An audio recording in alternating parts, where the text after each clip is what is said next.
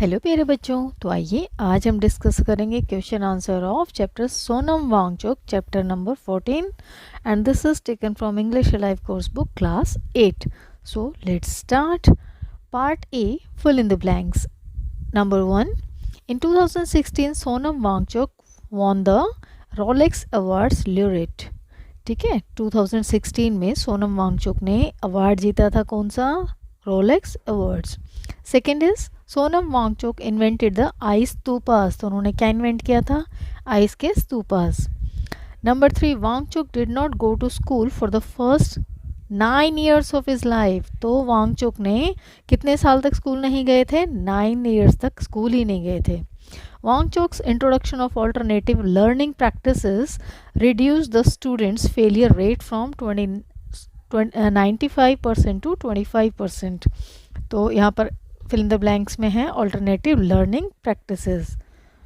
Fifth, ice stupas solved the problem of water scarcity.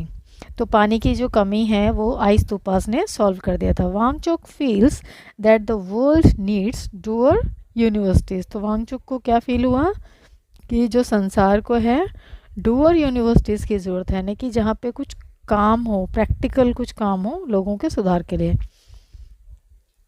Now question B, part B. Answer the questions briefly. Question number 1, What is the Rolex Award for Enterprise? Rolex Award क्या है? Answer is the Rolex Award for Enterprise is an international philanthropic program that supports new and ongoing projects by individuals who have touched all aspects of humanity by expanding knowledge or improving life on the planet.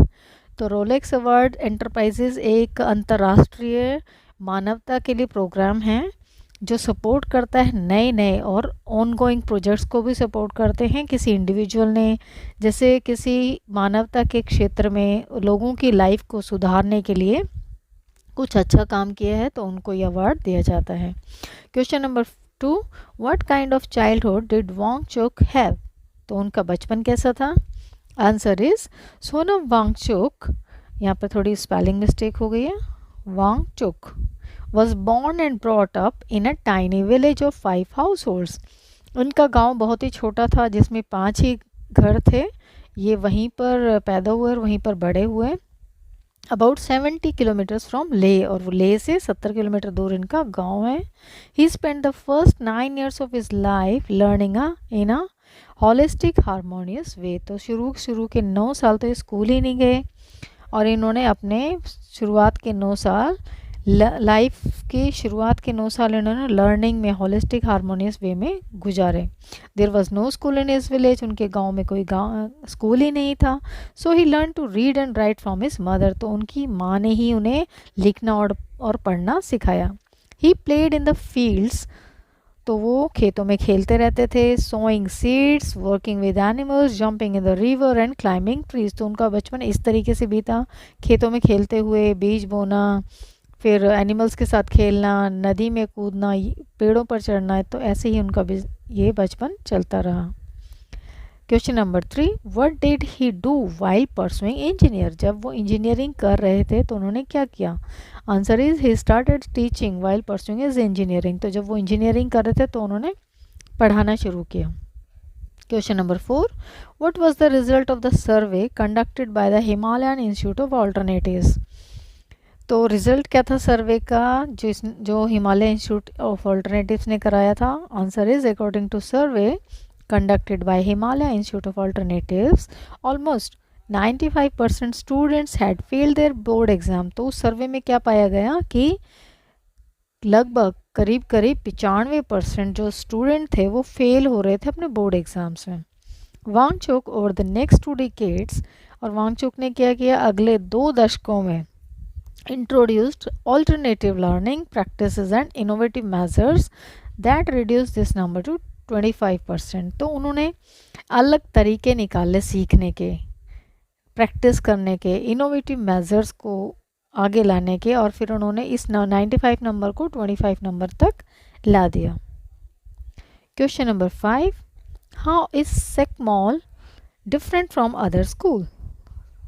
Sackmoll takes the failure from the conventional school system and makes living in the school a learning experience in itself. तो ये school अलग कैसे हैं आम school से, क्योंकि conventional school system नहीं है. The students run the school themselves, तो जो विद्यार्थी हैं यहाँ पर वो इस स्कूल को खुद ही रन करते हैं. They learn by doing farming, rearing, make food products and engage in solving real life problems.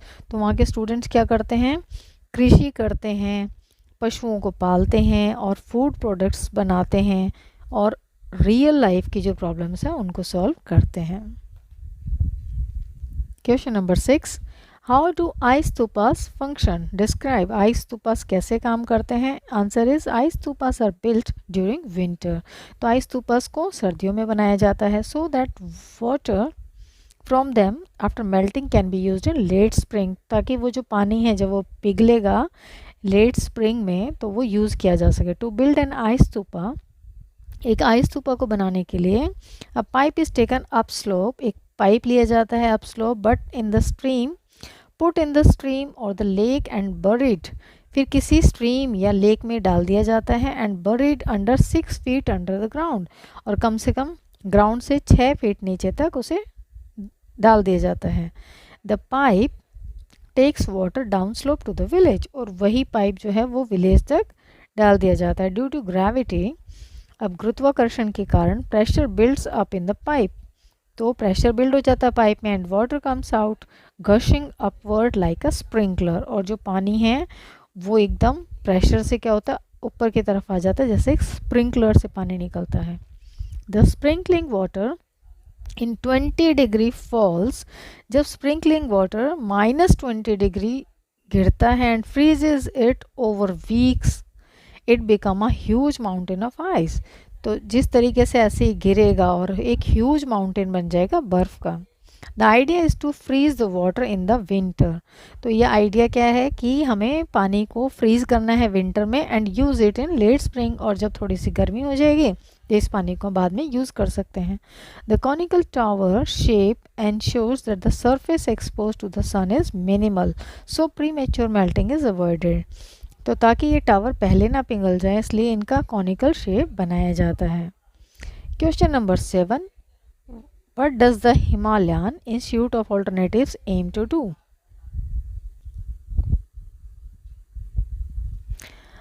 Next question is what does the Himalayan institute of alternatives aim to do.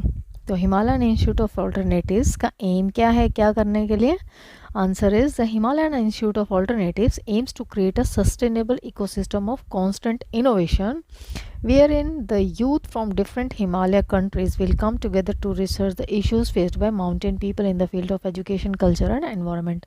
तो हमें हिमालय इंस्टीट्यूट का M है create करना एक sustainable ecosystem को अपने constant लगातार innovation से, कोई नई इनोवेट करना, जहाँ की यूथ जो है अलग अलग हिमालयन कंट्रीज से आएंगे और वहाँ पे रिसर्च करेंगे, और जहाँ पे जो माउंटेन पीपल जो वहाँ रहते हैं उनको जो भी प्रॉब्लम्स हैं किस किस क्षेत्र में, एजुकेशन में, कल्चर में, एनवायरनमेंट में, तो उन प्रॉब्लम्स को वो सुलझाएं, कोई नया वे आउट निकालें.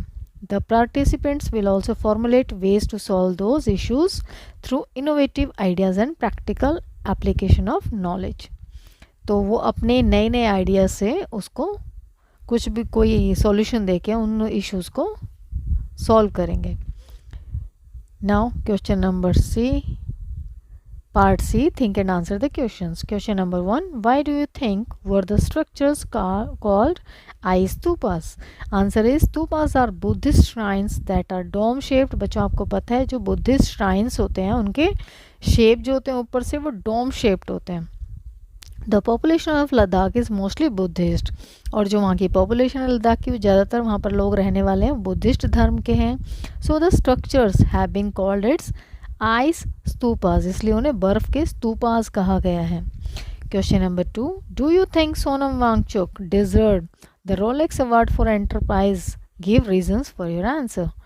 Question answer is yes, Sonam Wangchuk deserves the Rolex Award for Enterprises. yes, वो डिज़र्व करते हैं Rolex award He has made a significant contribution in solving real life problem of acute water scarcity in the region. जो वहाँ पर पानी की दिक्कत होती है, प्रॉब्लम होती है, रियल लाइफ प्रॉब्लम है ये पानी की कमी, तो उनको उन्होंने इम्पोर्टेंट समझा और उनका कंट्रीब्यूशन दिया अपना उसको सॉल्व करने में.